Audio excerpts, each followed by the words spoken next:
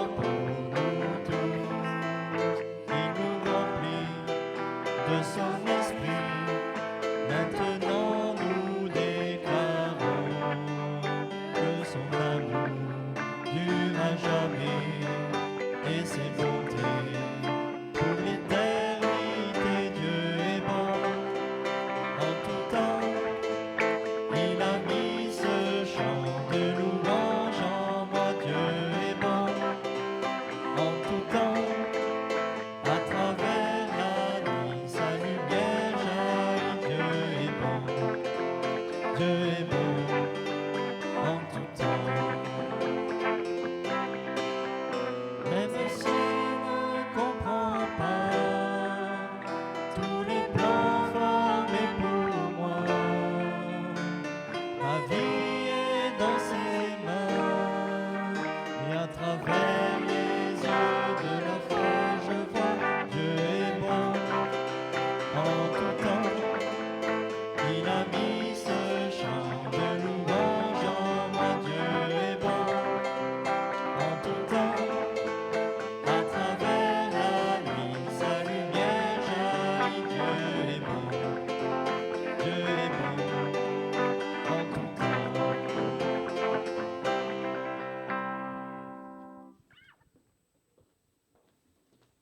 Je vous invite à prendre place et de prendre votre Bible.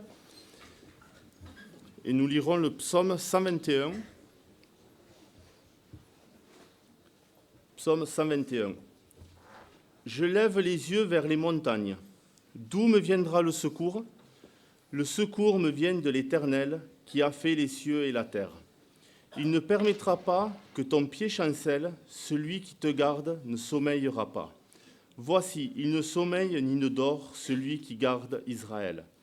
L'Éternel est celui qui te garde, l'Éternel est ton ombre à ta main droite. Pendant le jour, le soleil ne te frappera point, ni la lune pendant la nuit. L'Éternel te gardera de tout mal. Il gardera ton âme, l'Éternel gardera ton départ et ton arrivée, dès maintenant et à jamais. Le psalmiste, dans ce psaume, commence en fait par une question. D'où me viendra le secours ? Et la réponse est imminente. Il cherche son secours auprès de son Créateur, celui qui a fait les cieux et la terre. Et dans ce psaume, si on regarde bien, on a un mot qui revient régulièrement, il revient 6 fois.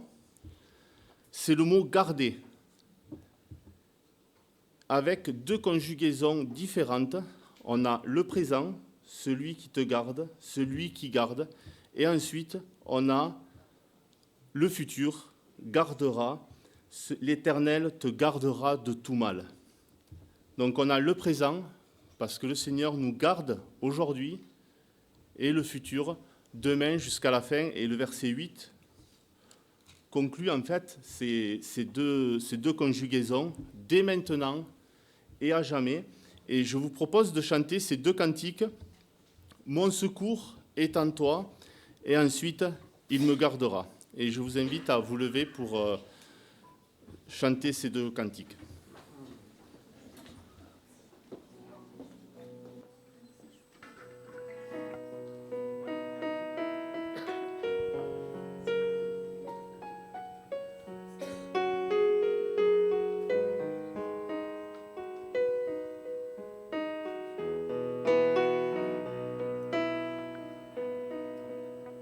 Si la lune me glace et le soleil me lasse, Créateur des étoiles, mon secours est en toi. Si mes larmes ruissellent et que mon pas chancelle, Créateur de la terre, mon secours est en toi.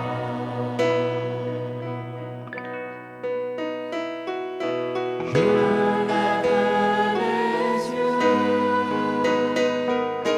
vers les hauts sommets. Toi seul est mon Dieu, je proclamerai. Toi seul est ma force, toi seul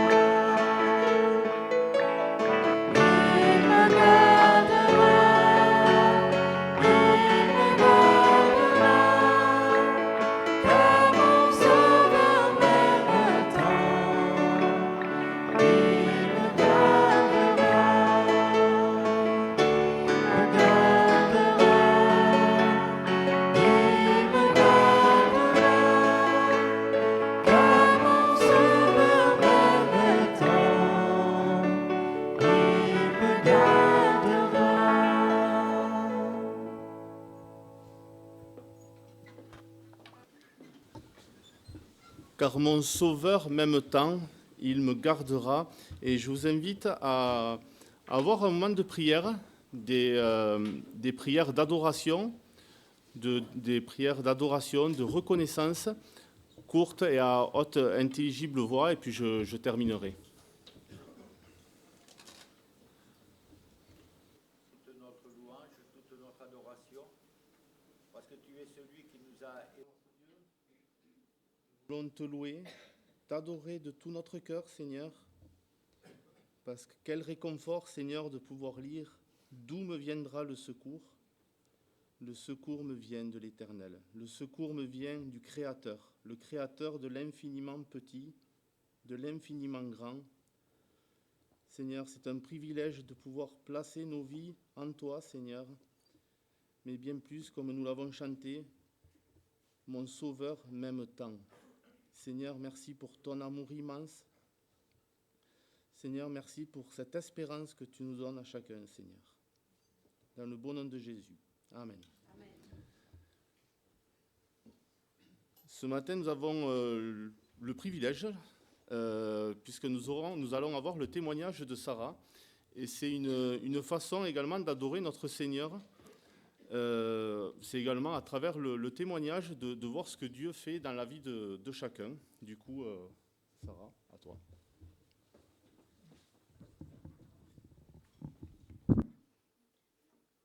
Bonjour, donc je m'appelle Sarah, j'ai 19 ans et j'ai grandi près de Tarbes. Actuellement, je fais des études d'éducatrice spécialisée. J'ai grandi dans une famille chrétienne et très jeune, j'ai donné mon cœur à Dieu. Pour moi, être chrétienne se résumait alors à lire la Bible et à prier avant les repas et avant de dormir. Cependant, le fait que mes parents aient été mes responsables de l'école du dimanche et de mon groupe de jeunes m'a freinée dans mon cheminement personnel. J'ai continué à avancer dans la foi sans vraiment prendre conscience de l'importance de Dieu dans ma vie, tout en restant attachée à lui. À cette période, j'ai vécu des moments très difficiles, notamment au collège où j'ai été victime d'harcèlement. Cela m'a profondément blessée et amenée à ressentir beaucoup de colère et d'incompréhension envers les autres. Plus tard, mes parents m'ont envoyée en colonie chrétienne et cette expérience a marqué un tournant dans ma vie. Durant cette semaine, j'ai non seulement redécouvert ma relation avec le Seigneur, mais j'ai aussi compris la profondeur de son pardon et appris à pardonner à ceux qui m'avaient fait du mal. Cette prise de conscience a été une véritable libération pour moi. À mon retour, j'ai réalisé ce que cela signifiait réellement de vivre pour Christ. J'ai alors donné un sens aux gestes et aux habitudes que j'avais pratiquées pendant des années. Très vite, la question du baptême a trotté dans ma tête. Au début, je pensais ne pas être assez parfaite pour le baptême. Mais au fil des discussions avec les membres de mon église, j'ai compris que le baptême ne demandait pas d'être parfaite, mais de suivre Jésus et de proclamer et marcher avec lui. C'est ainsi que je me suis faite baptiser en juillet 2021. Depuis, je me suis investie dans mon église, que ce soit à Tarbes ou à Pau. J'ai déménagé et commencé mes études supérieures. Il m'a offert une nouvelle famille à travers cette église. Malgré les hauts, les bas, je continue chaque jour de voir la grâce de Dieu à l'œuvre dans ma vie. Merci.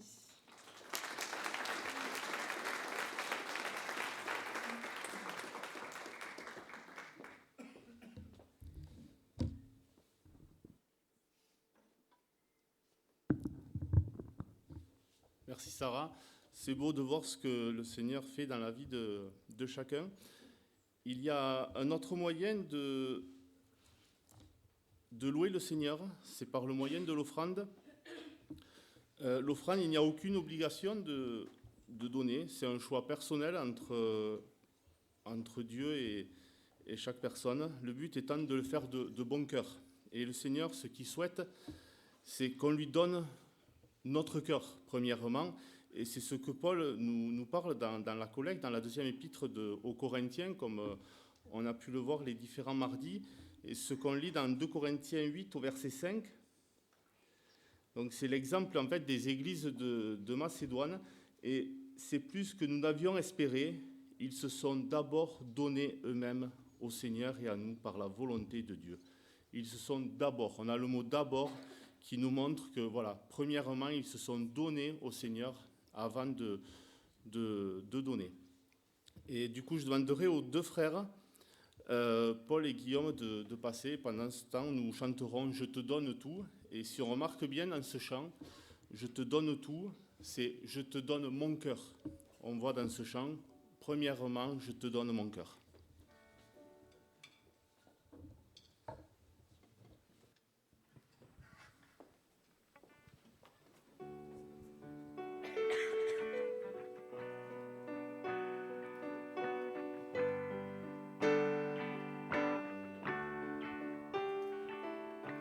Je te donne mon cœur, il ne m'appartient plus. Ce que j'ai de meilleur, tout est pour toi, Jésus. Un parfum de valeur sur toi est répandu. C'est l'enfant de mon cœur. Je suis à toi, Jésus. Oh mon âme, oh mon cœur, je te donne tout.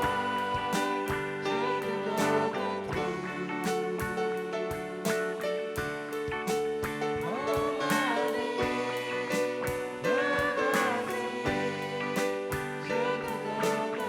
voici,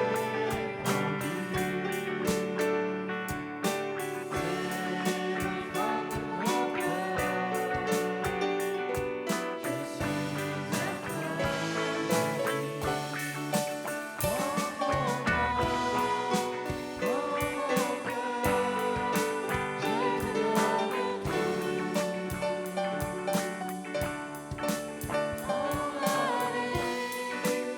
cœur est à toi, tout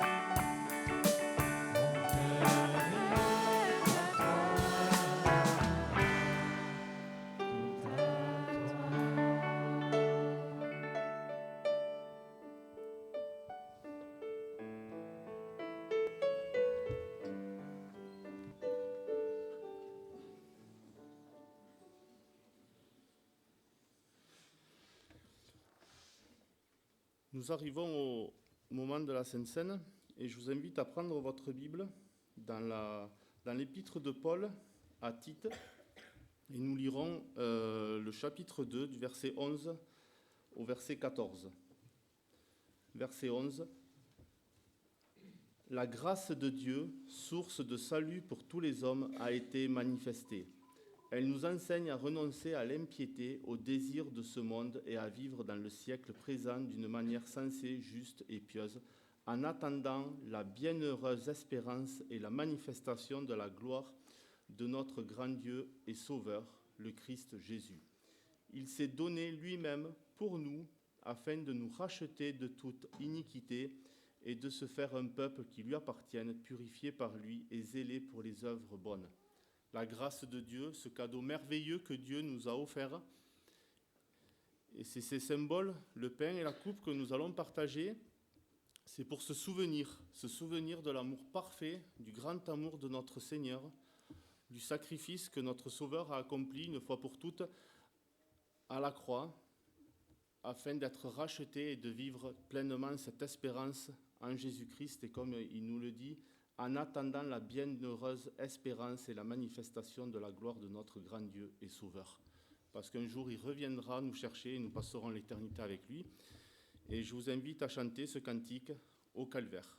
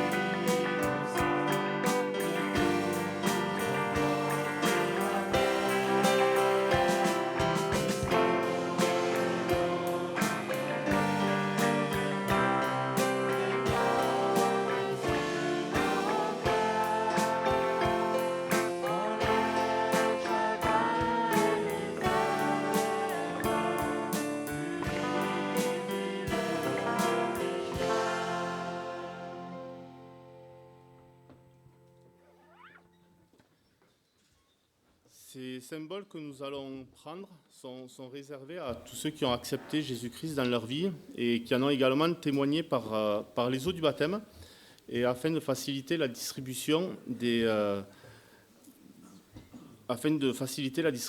demanderai aux personnes qui souhaitent participer de se lever, et puis nous attendrons pour prendre les symboles.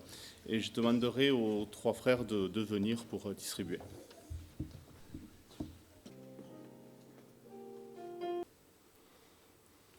Seigneur, par ces gestes simples, nous voulons nous souvenir. Nous souvenir de toi, de ce que tu as fait pour nous. Nous souvenir que tu es descendu du ciel, que toi, le grand Dieu de gloire, tu t'es incarné. Tu as pris un corps d'homme. Et dans ce corps, tu as marché. Tu es venu sur cette terre, Seigneur, et tu as marché jusqu'à la croix. Et sur cette croix, ton corps a été brisé pour chacun d'entre nous. Alors maintenant, en prenant simplement ce pain, Seigneur, nous voulons nous souvenir de ce que tu as fait pour nous. Nous souvenir aussi que nous qui sommes plusieurs, nous formons nous-mêmes un seul corps. Et en signe d'unité, nous voulons prendre ce pain en ce moment et te dire simplement merci, merci Seigneur. Amen.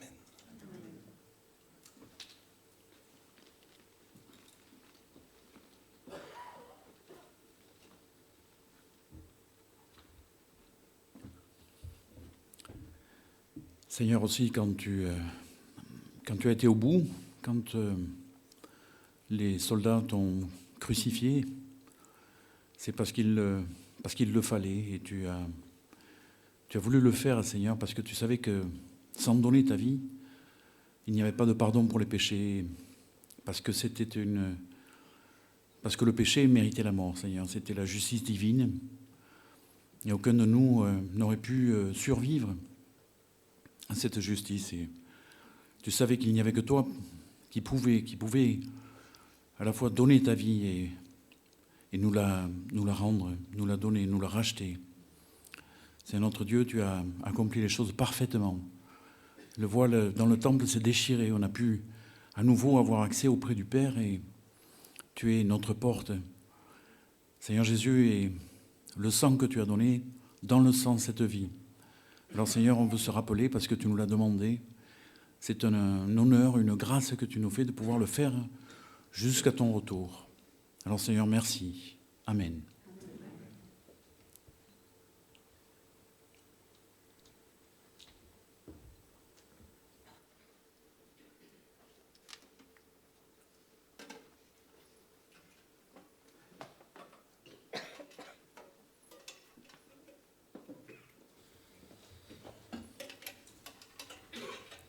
Et je vous propose de chanter ce cantique « Viens m'apprendre à t'aimer ».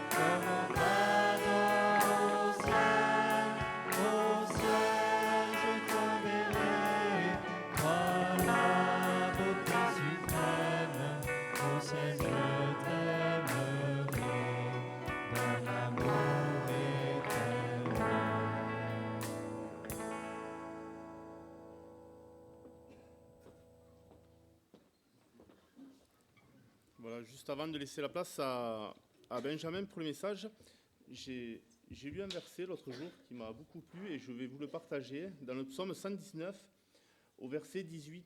« Ouvre mes yeux pour que je contemple les merveilles de ta loi. » On demande au Seigneur d'ouvrir nos yeux pour contempler les merveilles de sa loi. Et c'est ce que nous allons faire ce matin, de pouvoir contempler les merveilles de sa loi. Et je vous invite à prier, puis après je laisserai la place à Benjamin et les enfants monteront également dans leur classe. Oui, Seigneur notre Dieu, merci pour cette louange que l'on a pu t'offrir, Seigneur, parce qu'elle est pour ta gloire, Seigneur. Et Seigneur, alors que nous allons ouvrir ta parole, Seigneur, vraiment que tu puisses ouvrir nos yeux, notre cœur, Seigneur, afin de pouvoir contempler les merveilles de ta loi, Seigneur. Seigneur, je voudrais te remettre les enfants qui vont monter, que là aussi tu puisses ouvrir leurs yeux, Seigneur, leur cœur, afin qu'ils puissent vraiment te découvrir, Seigneur, et qu'ils puissent vraiment t'accepter un jour dans leur vie. Et Seigneur, je veux te remettre également les moniteurs, que tu puisses les renouveler, les guider dans ce qu'ils auront à leur dire de ta part. Et je veux te remettre également Benjamin, que tu puisses le diriger dans ce qu'il nous dira ce matin de ta part, Seigneur. Bénis ces moments dans le bon nom de Jésus. Amen. Voilà, du coup les enfants, vous pouvez monter et je laisse la place à Benjamin.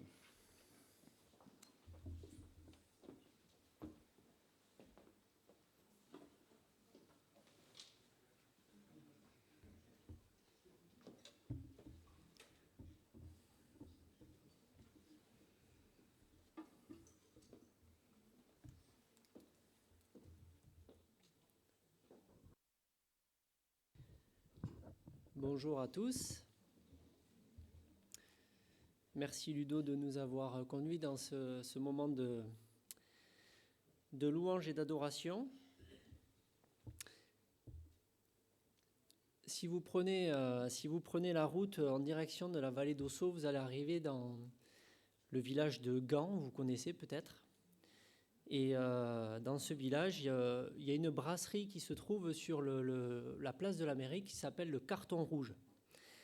Et en fait, les gérants ont choisi ce titre en mémoire du plus célèbre carton rouge de l'histoire du football. C'est celui de Zidane, lorsqu'il s'est emporté en finale de Coupe du Monde.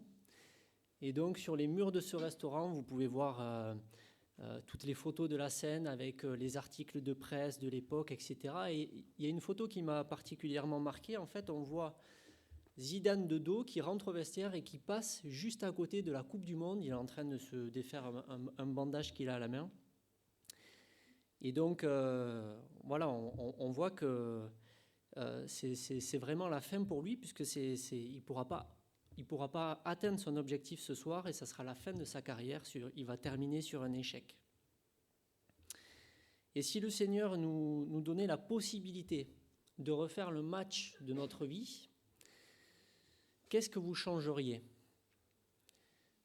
Je pense qu'on traîne tous des fardeaux comme des boulets à nos pieds, des casseroles qui nous ralentissent et qui nous privent parfois. Et ce matin, on va partager un passage où il va y avoir un petit peu de ça. Dans Deutéronome 34, les versets 1 et 8, nous allons voir la fin de carrière de Moïse, le serviteur de Dieu. On va lire les 8 premiers versets, ouais. Deutéronome 34, 1 à 8. Moïse monta des plaines de Moab sur le mont Nebo au sommet de Pisga vis-à-vis de Jéricho. Et l'Éternel lui fit voir tout le pays, Galad jusqu'à Dan, tout Nephtali, le pays d'Éphraïm et de Manassé, tout le pays de Juda jusqu'à la mer occidentale, le Midi, les environs du Jourdain, la vallée de Jéricho, la ville des palmiers jusqu'à Tsoar. L'Éternel lui dit, « C'est là le pays que j'ai juré de donner à Abraham, à Isaac et à Jacob en disant, je le donnerai à ta postérité. Je te l'ai fait voir de tes yeux, mais tu n'y entreras point. » Moïse, serviteur de l'Éternel, mourut là, dans le pays de Moab, selon l'ordre de l'Éternel, et l'Éternel l'enterra dans la vallée, au pays de Moab, vis-à-vis de Beth-Péor. Personne n'a connu son sépulcre jusqu'à ce jour. Moïse était âgé de 120 ans lorsqu'il mourut. Sa vue n'était point affaiblie et sa vigueur n'était point passée. Les enfants d'Israël pleurèrent Moïse pendant 30 jours dans les plaines de Moab, et ces jours de pleurs et de deuil sur Moïse arrivèrent à leur terme.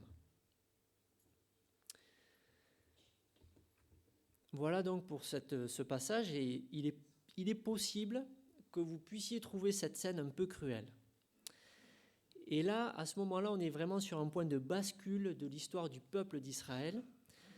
Le peuple de Dieu va enfin pouvoir prendre possession de la terre promise. Ils ont erré pendant 40 ans dans le désert, un petit peu pour rien, simplement pour attendre que la génération qui avait dû s'emparer de la terre promise au début, mais que tous ne meurent parce qu'ils n'avaient pas fait confiance à ce moment-là, quelques dizaines d'années avant, ils n'avaient pas fait confiance au Seigneur, qui allait leur donner la force de chasser les habitants de ce pays que Dieu voulait leur donner.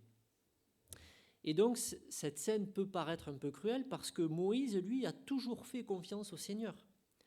Il a été un guide patient, un intermédiaire fidèle, précieux entre Dieu et le peuple.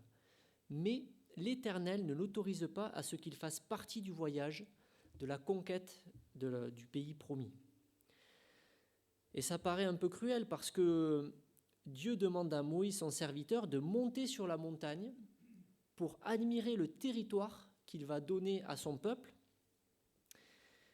Mais il lui confirme que ce ne sera pas lui qui va être chargé de cette mission. Pour donner un petit peu une image pour les gourmands, c'est un peu comme si on montrait à un enfant, et pas qu'un enfant d'ailleurs, on lui montre un beau gâteau ou une belle glace avec de la chantilly dessus, on va lui dire « mais c'est pas toi qui vas le manger ». C'est ce qu'on peut lire au verset 4, « Je te l'ai fait voir de tes yeux, mais tu n'y entreras pas ». Et ce sentiment peut être en plus renforcé parce qu'en plus de ça, c'est la fin du parcours pour Moïse. Le Seigneur va le rappeler auprès de lui. Il va mourir, nous l'avons lu. 30 jours de deuil pour pleurer Moïse. C'est lui qui a guidé tout ce peuple pendant des décennies. C'est lui qui a occupé tous les livres de la parole, quasiment tous les livres jusqu'à ce moment-là. Mais Moïse savait à quoi s'attendre. L'Éternel ne l'a pas pris au dépourvu au dernier moment. Moïse sait très bien que cette décision de Dieu est la conséquence d'une désobéissance. On va lire ça dans Nombre 20, versets 7 à 13.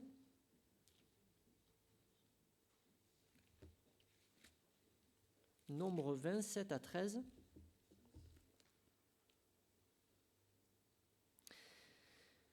L'Éternel parla à Moïse et dit « Prends la verge et convoque l'assemblée, toi et ton frère Aaron. Vous parlerez en leur présence au rocher, et il donnera ses eaux.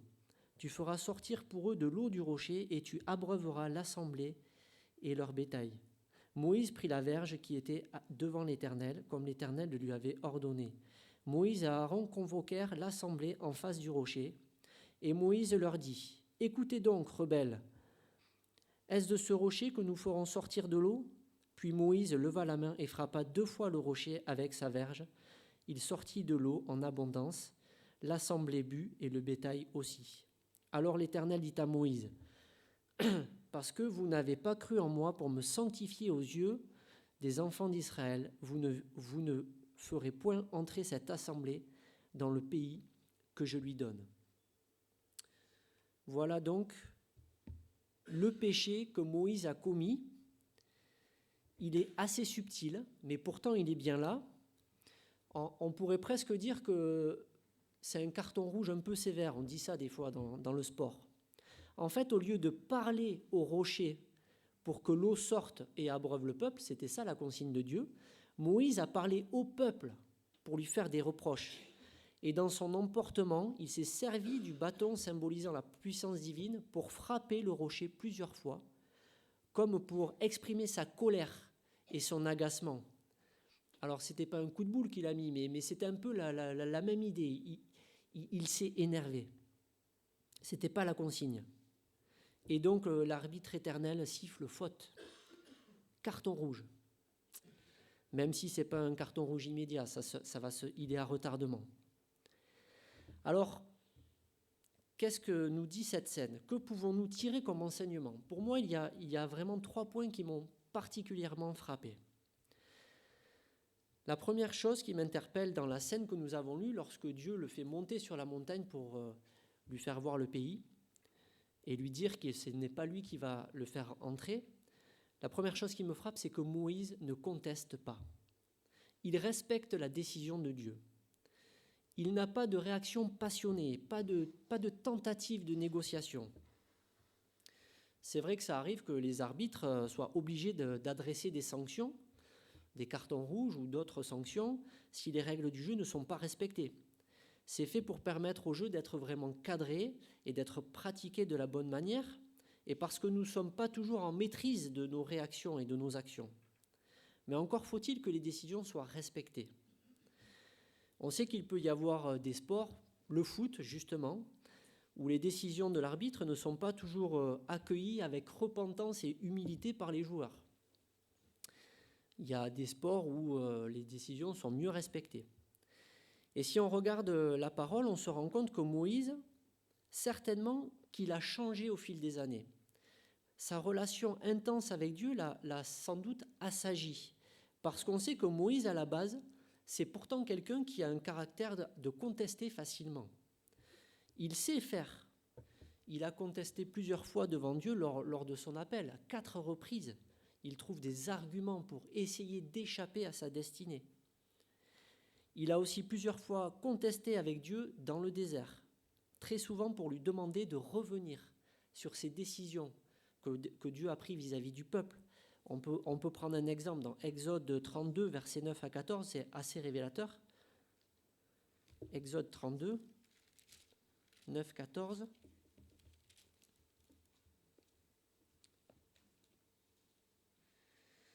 L'Éternel dit à Moïse, « Je vois que ce peuple est un peuple au cou raide. Maintenant, laisse-moi, ma colère va s'enflammer contre eux. Je les consumerai, mais je ferai de toi une grande nation. » Moïse implora l'Éternel, son Dieu, et dit, « Pourquoi, ô Éternel, ta colère s'enflammerait-elle contre ton peuple que tu as fait sortir du pays d'Égypte par une grande puissance et par une main forte? Pourquoi les Égyptiens diraient-ils, c'est pour leur faire malheur qu'il les a fait sortir, c'est pour les tuer dans les montagnes et pour les exterminer de dessus la terre? Reviens de l'ardeur de ta colère et repens-toi du mal que tu veux faire à ton peuple. Souviens-toi d'Abraham, d'Isaac et d'Israël, tes serviteurs, auxquels tu as dit, en jurant par toi-même, je multiplierai votre postérité comme les étoiles du ciel. Je donnerai à vos descendants tout ce pays dont j'ai parlé, et ils le posséderont à toujours. » Et l'Éternel se repentit du mal qu'il avait déclaré vouloir faire à son peuple. Donc là, c'est un exemple concret de Moïse qui vient contester devant Dieu. Il y a d'autres exemples, hein. On a d'autres personnages bibliques qui peuvent contester devant Dieu. On peut prendre un autre exemple dans 2 Rois, verset 20, un peu plus loin dans la parole. 2 Rois 20, c'est Ézéchias. 2 Rois 20, versets 2 à 3.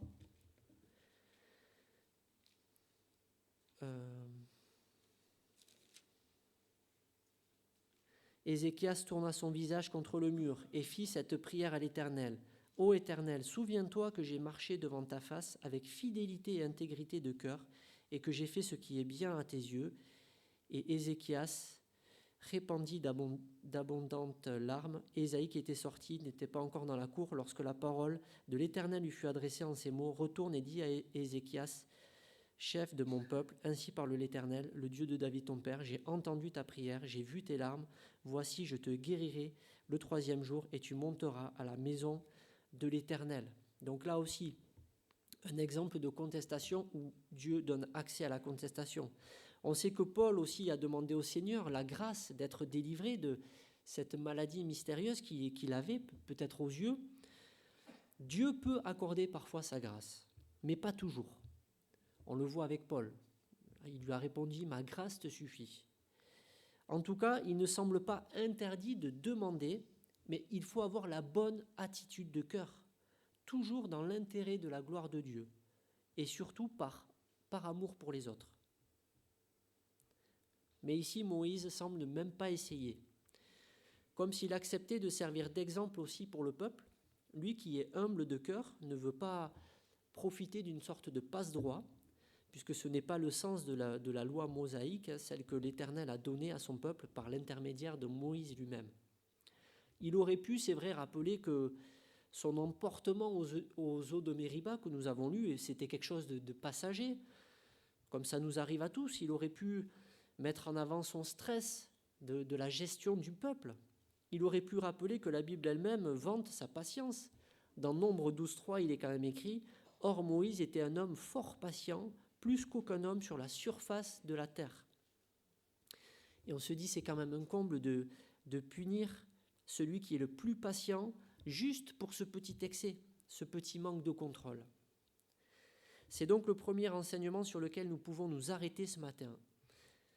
Est-ce que mon caractère m'amène à contester les décisions de Dieu dans ma vie, celles que je ne comprends pas toujours et pour lesquelles j'ai l'impression de ressentir un sentiment d'injustice? En plus, on est appelé des protestants.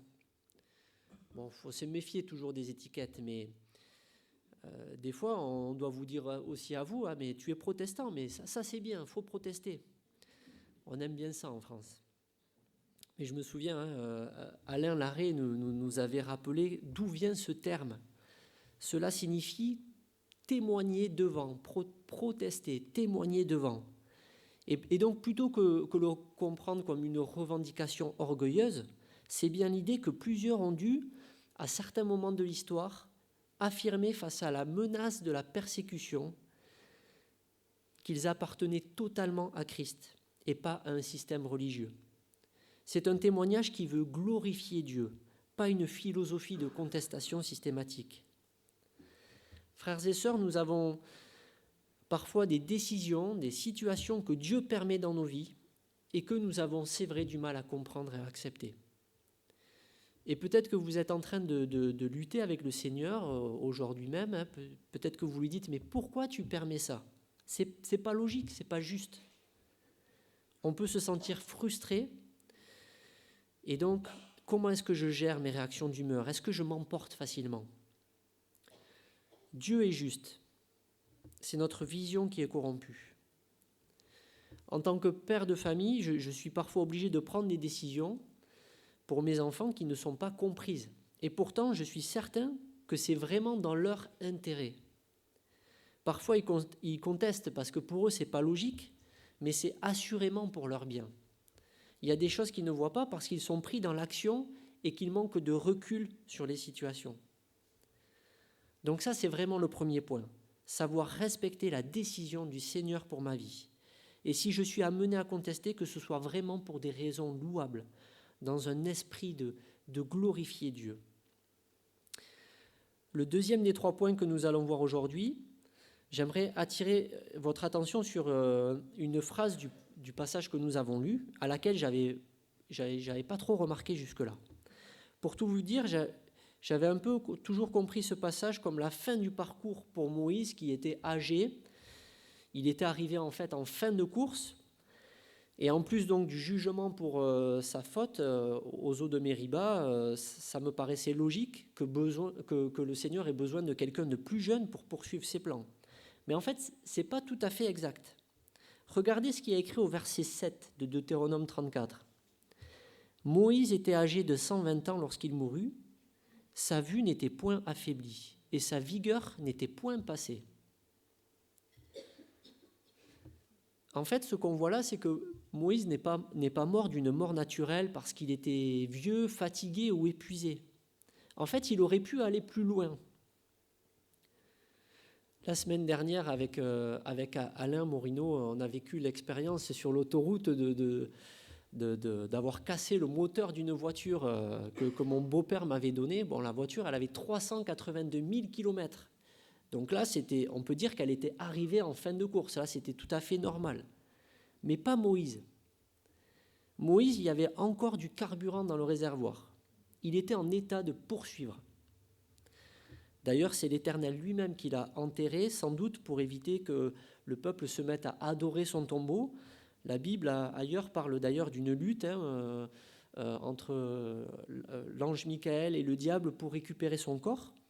Mais en fait, ce n'est pas qu'il était usé, mais Dieu, dans ses plans parfaits, avait prévu quelqu'un d'autre pour conquérir le pays promis. Et ça va démarrer juste après, dans le livre de Josué. On peut lire comment l'Éternel l'encourage et l'équipe pour cette mission. En plus donc de l'exécution du jugement prononcé suite au péché de Moïse, le Seigneur s'est donc doté d'une autre personnalité pour la conquête du pays promis. Et Moïse, il le comprend. C'est pas quelqu'un qui va chercher à s'accrocher à tout prix à la tête du peuple et qui va traîner les pieds pour laisser la place au suivant. Il sait qu'il est remplaçable et que Dieu va bénir celui qui va prendre le relais juste après lui. Ça nous dit quoi tout ça ? Je trouve que ça nous appelle à bien connaître le périmètre de notre service pour le Seigneur. Il peut nous arriver de lutter, de nous tourmenter pour des tâches et des œuvres pour lesquelles le Seigneur ne nous a pas appelés. Lorsqu'on lit la Bible, il y a plein d'histoires où le Seigneur équipe des personnages pour des missions bien précises, et parfois on peut s'approprier à tort ce qui est dit à ces personnages-là. Il n'est pas évident de discerner la volonté de Dieu pour notre vie, dans notre service. Je pense qu'il faut prendre le temps, il ne faut pas se précipiter, parce que le diable sait aussi nous pousser à nous charger de certains fardeaux qui ne nous sont pas destinés. Même si on se sent en état, même si on est prêt et dispo, on doit vraiment trouver dans la prière la volonté du Seigneur, en ne nous laissant pas attirer par une position qui ne nous est pas ou plus destinée. Moïse n'était pas la personne choisie par Dieu pour conquérir le pays. Et si on prend la comparaison avec le sport, on sait que dans une même équipe, il y a des postes bien spécifiques qui ne nécessitent pas les mêmes aptitudes. Zidane, c'était un très bon meneur de jeu, mais ce n'était pas un avant-centre ou un défenseur central. On peut dire aussi que Moïse était un excellent meneur de jeu et un capitaine sans comparaison, mais le Seigneur a prévu un autre profil pour le match d'après. C'est un peu ce qui s'est passé avec David d'ailleurs. On va lire ça dans 2 Chroniques 6, les versets 7 à 9. 2 Chroniques 6, 7 à 9, là c'est Salomon qui parle. Il dit « David, mon père, avait l'intention de bâtir une maison au nom de l'Éternel, le Dieu d'Israël. Et l'Éternel dit à David, mon père, puisque tu as eu l'intention de bâtir une maison à mon nom, tu as bien fait d'avoir eu cette intention. Seulement, ce ne sera pas toi qui bâtiras la maison, mais ce sera ton fils, sorti de tes entrailles, qui bâtira la maison à mon nom. » Donc là, c'est un peu pareil. Et on a d'ailleurs d'autres détails qui sont donnés par David lui-même. Si vous remontez dans 1 Chronique 28, donc le livre juste avant, 1 Chronique 28, 2, le roi David se mit debout et dit, donc là c'est David qui parle, « Écoutez-moi, mes frères et mon peuple, j'avais l'intention de bâtir une maison de repos pour l'arche de l'alliance de l'Éternel et pour le marchepied de notre Dieu. Et je me préparais à bâtir. Mais Dieu m'a dit, tu ne bâtiras pas une maison à mon nom, car tu es un homme de guerre et tu as versé du sang. » Et un peu plus loin, verset 6, il m'a dit, « Salomon, ton fils, bâtira ma maison et mes parvis, car je l'ai choisi pour mon fils et je serai pour lui un père. » Donc voilà, c'est intéressant de voir combien le Seigneur place les limites au ministère de chacun. Oui, Dieu aurait pu équiper Moïse pour la conquête, puisqu'il n'était pas affaibli. Il aurait pu faire grâce pour pardonner cette colère illégitime, mais il est temps de passer la main. Est-ce que tu sais faire des pauses dans ton service pour le Seigneur ? Et je me pose la question en premier. Est-ce que nous acceptons l'idée que peut-être le Seigneur a des missions temporaires pour nous ? Il va nous employer à tel moment, mais ça ne veut pas dire qu'il nous emploie pour la vie. Dans notre service, nous devons savoir discerner lorsque le Seigneur nous appelle aussi à nous arrêter.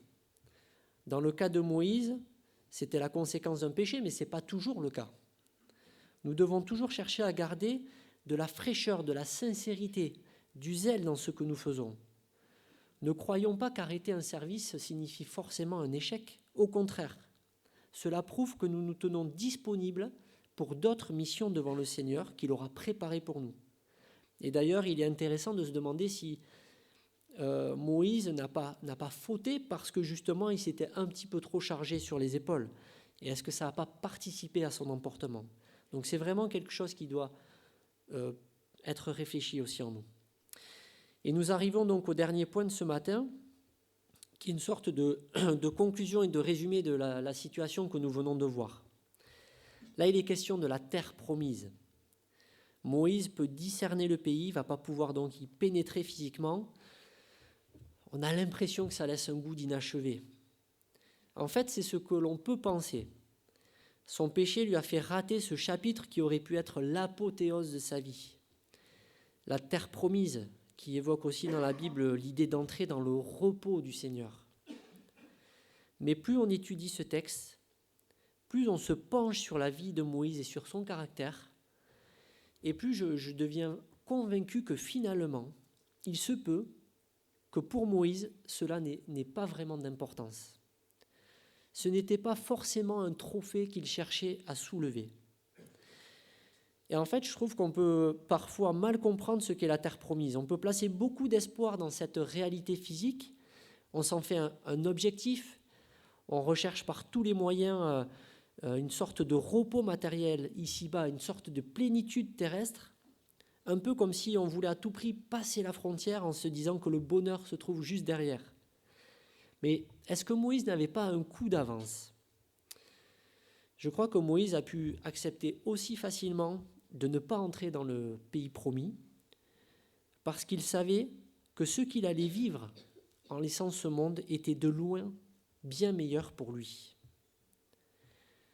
Et on peut retrouver ce même sentiment dans les propos de Paul, dans Philippiens 1, versets 21 à 24, que nous allons lire. Regardez ce que dit Paul dans Philippiens 1, versets 21 à 24. « Car Christ est ma vie, et mourir m'est un gain. Mais s'il est utile pour ma vie de vivre dans la chair, je ne saurais dire ce que je dois préférer. Je suis pressé des deux côtés. J'ai le désir de m'en aller et d'être avec Christ, ce qui, de beaucoup, est le meilleur. Mais à cause de vous, il est plus nécessaire que je vive dans la chair. » Et en fait, cette pensée peut ressembler au caractère de Moïse, qui était un leader absolument désintéressé. Et surtout, il a déjà pu goûter à une forme d'intimité avec Dieu que d'ailleurs personne d'autre n'a connue. C'est précisé dans la suite du passage de Deutéronome 34 que nous avons lu. On a lu jusqu'au verset 8, mais si on lit au verset 10, il est écrit « Il n'a paru en Israël de prophète semblable à Moïse que l'Éternel connaissait face à face. Nul ne peut lui être comparé pour tous les signes et les miracles que Dieu l'envoya faire au pays d'Égypte contre Pharaon, contre ses serviteurs et contre tout son pays, et pour tous les prodiges de terreur que Moïse a accomplis à main forte et sous les yeux de tout Israël. » Donc c'était vraiment une relation privilégiée que Moïse avait avec Dieu. Et donc je ne pense pas que Moïse ait ressenti ce même sentiment de défaite que Zidane lorsqu'il passe devant le trophée de la Coupe du Monde qu'il ne pourra pas soulever. Non, je pense que son carton rouge à lui, à Moïse, ça prend la forme d'un billet pour le ciel. Il a déjà tellement pu appréhender le visage du Seigneur, il a goûté à la présence divine. Exode 33, 11 nous dit « L'Éternel parlait avec Moïse face à face comme un homme parle à son ami. » Et je pense qu'il en avait déjà trop vu. Il devait, comme Paul, être pressé de découvrir Jésus-Christ, qu'il avait seulement pu deviner ici-bas. C'est d'ailleurs très intéressant de voir ce que dit le livre de Hébreux à ce sujet. On va y aller, Hébreux 11, 13. Nous dit Hébreux 11, 13, c'est par la foi, alors il est parlé des héros de la foi, c'est par la foi qu'ils sont tous morts sans avoir obtenu les choses promises, mais ils les ont vus et salués de loin, reconnaissant qu'ils étaient étrangers et voyageurs sur la terre. Et on peut lire plus loin ce qui est dit donc de Moïse, verset 24, c'est par la foi que Moïse, devenu grand, refusa d'être appelé fils de la fille de Pharaon. Il préféra être maltraité avec le peuple de Dieu que d'avoir pour un temps la jouissance du péché. Il regarda l'opprobre de Christ comme une richesse plus grande que les trésors de l'Égypte, car il avait les yeux fixés sur la rémunération. C'est assez fort de voir déjà cette relation, ce lien qui est fait entre Moïse et Christ. On voit que Christ, bien entendu, était déjà là et que Moïse pouvait déjà le deviner. Et toute la loi avec les sacrifices qui a été mis en place préfigurait ce que Christ allait accomplir sur la croix. Quelle est ma terre promise ? Est-ce que je peux moi aussi affirmer sans broncher, Christ est ma vie et mourir m'est un gain ? Moïse ne s'y est pas trompé. Le vrai repos, la terre promise, ce n'est pas un objectif physique terrestre, mais c'est Christ lui-même. Et par la foi, ce repos ne pourra pas nous être enlevé. Il ne faut pas confondre le repos de l'âme qui se trouve en Jésus-Christ et l'assoupissement de l'âme. Et souvent, la frontière entre les deux est bien étroite dans ma vie. Parfois, on se laisse un petit peu entraîner dans le mouvement sans prendre de recul. Notre terre promise peut être d'espérer une situation sociale plus confortable, une maison plus spacieuse et plus adaptée, un travail mieux rémunéré et moins épuisant, et même parfois des objectifs que l'on se fixe pour l'œuvre du Seigneur, comme une église plus accueillante, toujours plus de personnes qui se font baptiser. Tout ça, bien sûr, c'est louable. Mais notre cœur humain, qui a besoin de stabilité, qui n'aime pas l'imprévu, peut des fois s'enliser et s'endormir sur cette forme de sédentarisation. Regardez ce qui est écrit dans Hébreux 4, un petit peu avant. Hébreux 4, le verset 1. Craignons donc, tandis que la promesse d'entrer dans son repos subsiste encore, qu'aucun de vous ne s'en trouve exclu. Et on passe au verset 8. Car si Josué leur eût donné le repos, il ne parlerait pas après cela d'un autre jour. Il y a donc un repos de sabbat réservé au peuple de Dieu, car celui qui entre dans le repos de Dieu se repose de ses œuvres, comme Dieu s'est reposé des siennes. Efforçons-nous donc d'entrer dans ce repos, afin que personne ne tombe en donnant le même exemple de désobéissance. Car la parole de Dieu est vivante et efficace, plus tranchante qu'une épée quelconque à deux tranchants, pénétrante jusqu'à partager âme et esprit, jointure et moelle. Elle juge les sentiments et les pensées du cœur. Nulle créature n'est cachée devant lui, mais tout est nu et découvert aux yeux de celui à qui nous devons rendre compte. Ainsi, puisque nous avons un grand souverain sacrificateur qui a traversé les cieux, Jésus, le Fils de Dieu, demeurant ferme dans la foi que nous professons. Oui, le repos, c'est Christ qui nous l'a obtenu en traversant les cieux. Il ne nous coûte rien.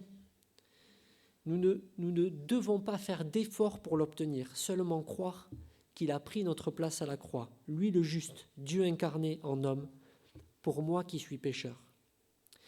Et donc il n'est pas trop tard pour entrer dans son repos, et je pense que nous devons, sur ce point, nous inspirer de nos sœurs qui sont enceintes actuellement. Il y a plusieurs de nos sœurs qui sont enceintes. En fait, il faudrait qu'on les imite, parce que, est-ce que vous savez ce que fait une femme enceinte lorsque l'échéance de l'accouchement approche ? Vous savez ? Elle prépare la valise du bébé. En fait, elle prépare une valise où il y a toutes les affaires pour elle et pour le bébé qui va arriver. Et donc, elle la fait suivre vraiment partout où elle va, parce qu'une mère, c'est prévoyant, et qu'elle sait que ça peut arriver à tout moment. Peut-être qu'elle peut partir à la maternité à tout moment. Et donc, on doit se poser cette question. Est-ce qu'on est prêt à rencontrer notre Dieu ? Cela peut nous arriver à tout moment. Tu peux être appelé aujourd'hui même, ou le Seigneur peut revenir aujourd'hui. Il est écrit dans la parole qu'il va venir comme un voleur au moment où on ne s'y attend pas. Donc vraiment, je veux remercier le Seigneur pour cet exemple qu'il nous a donné au travers de Moïse, son serviteur, qui nous apprend donc à savoir contester seulement pour les bonnes raisons, à accepter les limites de notre service et à entrer dans le vrai repos spirituel en Jésus-Christ, notre Seigneur. Et je vous invite à prier ensemble.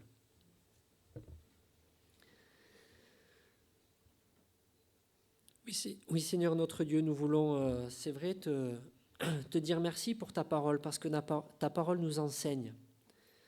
Ta parole nous montre, nous révèle les vérités qu'il y a dans notre cœur. Ta parole ne cache pas les fautes et les égarements de tes serviteurs, fut-il fidèles et désintéressés. Merci parce que, oui, on peut voir dans cette petite erreur de Moïse que tu es quelqu'un de juste, tu es juste, Seigneur, et tu es gracieux. Les deux sont en même temps en toi, et on te remercie pour cela. Merci, Seigneur, parce que ça nous montre aussi que même si nous avons des imperfections, tu nous acceptes, et nous voulons te prier pour que tu nous apprennes à te suivre humblement, à accepter ta volonté dans nos vies, Seigneur, à la comprendre, à nous nourrir de Jésus-Christ, qui est notre pain, qui est notre manne, qui est vraiment tout pour nous. Que nous puissions réaliser que nous avons tout en Jésus-Christ, qui nous a sauvés, qui nous a réconciliés, qui est notre Seigneur. Merci parce que, Seigneur, nous savons que nous allons te rencontrer et nous voulons d'ores et déjà comprendre que nous pouvons nous reposer sur cette vérité. Nous pouvons nous détendre en toi, réaliser que ce n'est pas par nos efforts que nous allons obtenir quoi que ce soit, mais que c'est ta grâce qui nous donne tout. Seigneur, merci de vraiment nous faire avancer vers toi et merci de ce jour glorieux où nous allons te rencontrer. Merci, Seigneur, parce que tu es vraiment le Dieu tout-puissant.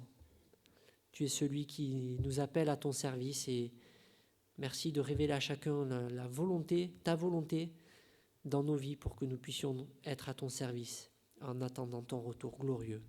Au nom de Jésus-Christ. Amen. Et nous allons chanter ce chant « Tu es venu jusqu'à nous » et on peut se lever pour chanter ce dernier chant.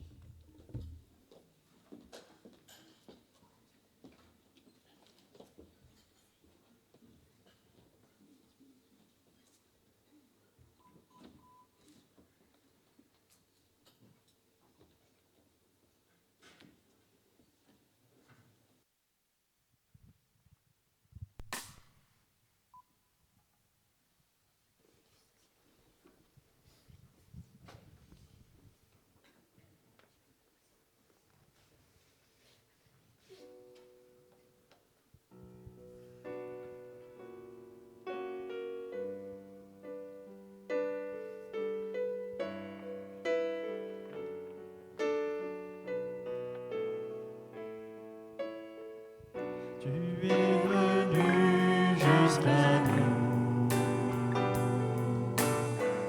quittant la gloire de ton ciel. Tu es venu pour servir,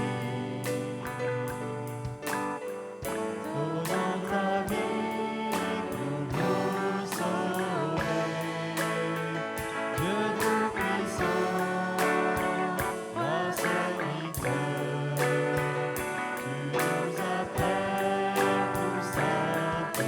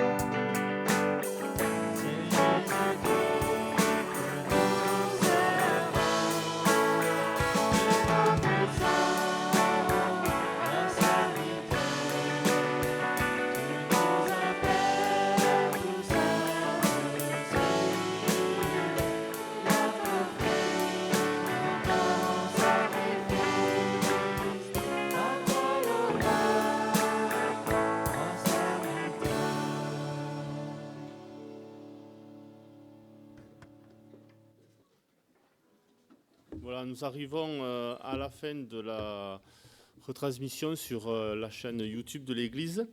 Puis je vais laisser la place à Benjamin pour les annonces. Mais juste avant, j'ai une annonce à faire. Il y a une